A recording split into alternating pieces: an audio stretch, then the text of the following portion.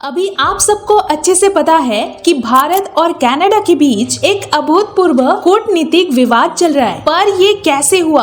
आखिर इन दोनों देश के बीच कूटनीतिक विवाद कैसे हुई? आइए जानते हैं। जून में निज्जर के डेथ ने कनाडा में रहने वाले 7,70,000 सिख समुदाय को झकझोर दिया और ये समुदाय भारत से बाहर रहने वाले भारतीय लोगों के सबसे बड़े समुदाय है। एक सूत्र के अनुसार निज्जर एक नकली पासपोर्ट के सहारे कनाडा जाके पहुंचा और इसके लिए कनाडाई प्रधानमंत्री जस्टिन ट्रूडो भारत को दोषी मानते हैं। उनके हिसाब से ये काम किसी भारतीय एजेंट ने किया है और इस आरोप को भारत ने बेतुकी कह के खारिज कर दिया है। और फिर दोनों देश ने डिसाइड किया कि वो आपस में अपना व्यापार और वार्ता बंद कर देंगे। विशेषज्ञों का ये कहना है कि इस घटना की वजह से यूनाइटेड स्टेट की 2 की पार्टनर्स कंट्री के बीच दरार पैदा हो गई है, जिसकी वजह से बाकी वेस्टर्न कंट्री भी अनकंफर्टेबल परिस्थिति में है। और इसका रीजन सिर्फ कनाडा के भारत सरकार के ऊपर एक्सप्लोसिव एलिगेशन लगाने की वजह से ही है कि ये हत्या सिर्फ भारत सरकार ही कर सकता है, जिसकी वजह से दोनों देशों के संबंधों के बीच गिरावट आ गई है।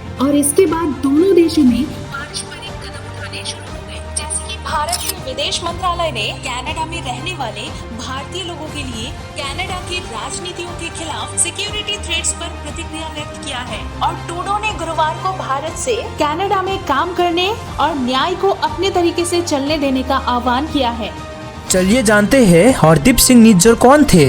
हरदीप सिंह निज्जर का जन्म नॉर्थ इंडियन स्टेट पंजाब के जालंधर डिस्ट्रिक्ट में हुआ था। 1997 में एक युवा व्यक्ति के रूप में वो कनाडा चले गए, जहां उन्होंने शादी की। उनके 2 बेटे हैं और उन्होंने प्लम्बर के रूप में काम किया। हरदीप सिंह निज्जर खालिस्तान नामक एक अलग सिख होमलैंड के निर्माण के मुख्य समर्थक थे, जिसमें भारत के पंजाब राज्यों के कुछ हिस्से भी शामिल होंगे। खालिस्तान मूवमेंट भारत के लिए गैर कानूनी है और सरकार इसे राष्ट्रीय सुरक्षा के लिए खतरा मानती है। निज्जर का नाम गृह मंत्रालय के UAPA की लिस्ट में दिखाई देता है और 2020 में इंडियन नेशनल इन्वेस्टिगेशन एजेंसी ने उस पर खालिस्तान के निर्माण के पक्ष में दुनिया भर में सिख समुदाय को कट्टरपंथी बनाने की कोशिश करने का आरोप लगाया था। सिख समुदाय को अलगाव के लिए वोट करने, भारत सरकार के खिलाफ आंदोलन करने और हिंसक गतिविधियों को अंजाम देने के लिए उकसाने की कोशिश की जा रही है।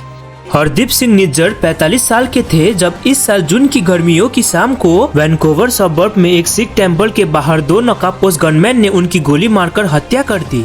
क्या इंडिया और कनाडा के रिश्ते वही लौट सकते हैं जहां वो पहले थे? दोनों देशों के बीच संबंध कई वर्षों से अच्छे रहे हैं, लेकिन भारत सरकार के खिलाफ कनाडा के आरोपों ने चीजों को खराब कर दिया। लोकल रिपोर्ट के अनुसार भारत के कॉमर्स एंड ट्रेड मिनिस्टर ने कहा कि गंभीर चिंता और मुद्दों के कारण देशों के ट्रेड डील के लिए बातचीत रोक दी गई है। जब इस महीने न्यू दिल्ली में G20 समिट हुआ था, तब हमारे prime minister Shri Narendra Modi Canada के प्राइम मिनिस्टर जस्टिन ट्रूडो से अकेले नहीं बल्कि शिखर सम्मेलन के मौके पर मिले थे। आप लोगों को क्या लगता है कि इन दोनों देशों के बीच मामला सुलझ जाएंगे और वापस से भारत और कनाडा के संबंध सही हो जाएंगे? इसमें आप लोगों की राय क्या है? कमेंट करके हमें जरूर बताइए।